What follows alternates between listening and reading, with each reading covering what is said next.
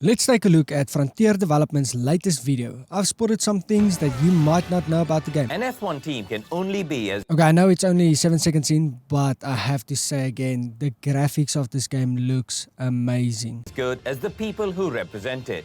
From the drivers to the chief designer, the pit crew, race engineers and more. Okay, so this is the racing engineer, and under performance rating, we see development points. Now, I guess when he gets enough XP, he gets a development point that you can spend on the three things below: pit crew, communication, feedback. Now, first, if this is how it's going to work, I'm not a big fan of that. How can I decide what he gets better at? He's the one developing. I can't go to my employees and say, "Hey, Mark, you have a development point. I boost your people skill." You know? Now, the other thing is, what does these three things mean? Does it improve pit stop time? I guess communication have to do with the race engineer and the driver, and also the feedback. Maybe feedback is how well he can process the driver's feedback and make the car setup better. Maybe during the practice, or maybe if you simulate the way he sets up the car. Hiring the best personnel for a team is integral to success. Scout and hire the best staff. So you will have a number of scouts, and this is like spending a point, and then someone gets scouted. So the scouting staff itself isn't like a person with skills. All scouts is just a point you can spend. That's not a bad thing. I just wanted to point it out. Develop young talent and manage their morale to create a formidable team in F1 Manager 2022.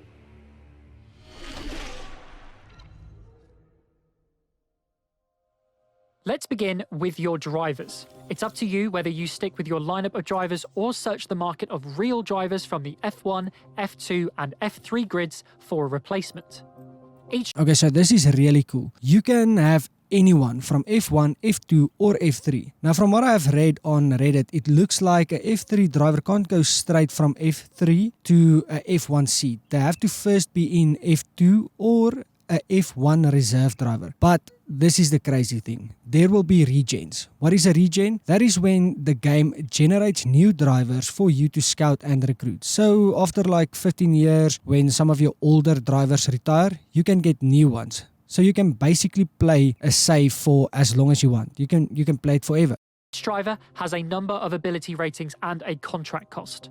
Drivers of another team will often cost more than free agents, as you'll need to buy them out of their existing contract. When you're putting together a contract offer, you can dictate the... Okay, starting at the right, under current contract, we can see Daniel have not been fully scouted, but if he were, we would have been able to see contract length and how much time is remaining, salary, starting bonus and race target bonus. So this is the amount of bonus he would get if he reached the bonus threshold. So for example, the race target bonus is set to 10,000 and the bonus threshold is set to P6. If he gets P6 or higher, he will get the 10,000. Now on the left is the same things but with buyout fee and cost to break contract. Now what I understand from this is the buyout fee is what we as a team pay to get them from that team. The cost to break contract is for Daniel. So if he wants to retire soon, he will have to pay the 16 million. Or if the team wants to fire him before the contract ends, they will have to pay the 16 million. But if we want to buy him from that team, we have to pay the buyout fee and the cost to break contract. Length, salary and bonuses. If your offer is rejected, you may have the option to negotiate again with the driver, depending on their attitude and patience for negotiation. So the contract have been declined, but we can see why. With the green and orange arrows, I wonder if other teams will yoink our drivers the same way we are going to yoink their drivers. I sure hope so. Scouting is paramount to ensuring you not only find the best drivers, but also make... So here we can see once again that the scouting is just a number. You can't pick the scout with the best skill in young potential or something like that. All scouts are equal and just a resource you spend to get the information about the driver. Make them the right offer during negotiations. Scouting will take a number of days to complete, but you can uncover a driver's On the left, we see the same thing we have been seeing 1,000 times, but in the middle, we can see the performance rating. And it looks like they will be in 3 categories: pace, consistency, and racecraft. And under those 3 are cornering, braking, reaction, accuracy, control, smoothness, adaptability, overtaking, defending, and at the bottom, we have growth potential. So what skill will be the best to have in your team? What will fit the best with your team? And I wonder if the growth potential, is this accurate? Or if it's like an average growth, is there a potential for him to grow even more than average? I wonder how that's going to work. salary and performance data. A lot of these factors will apply when recruiting key staff, such as So technical chief improves everything in the factory. Head of arrow only arrow like front wing and so on. And the race engineer only improves or works with the driver on race day. That is kind of what's standing underneath it. technical and aerodynamic leads and race engineers for your 2 main drivers. You can also adjust the size. So here we can see the engineering team. In the middle is also just a number, and I guess they will only speed up the build and design the more you have. So if you have 10, the part will be done after the race, and if you have 20, the part will be done before the race. On the right, we can see that the better your facility is, the more engineers you can have.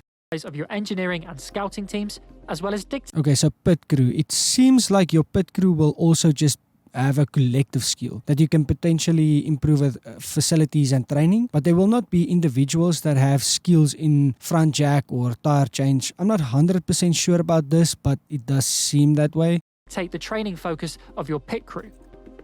These staff will oversee important parts of your team, such as car part development. Okay, cool. Here we can see a comparison of the technical chiefs, and we can also see what their skills will be. So we have suspension, underfloor, side ports, rear wing, front wing, and chassis. So I guess the better the skills, the bigger your chances are of getting a better part with better stats. So if he's good in front wing, that part will come out with better stats than if he were working on a rear wing where his skills are less. And the success of practice sessions. The better your staff, the more prepared your team will be to deliver on the track. It's not all about hiring talent with the highest ratings, though. Younger drivers and staff will often have lower skill levels initially, but much more scope to improve over time. Will you splash the cash on star signings or recruit a young team built for long-term success? These are the critical decisions you must make to craft a formidable team. So, who will be your first signing? Let me know in the comments. I can't wait to play this. If you want to see more of this game and breakdowns, hit the subscribe button, and thanks for watching. I will see you guys on the next one. In F1 Manager 2022.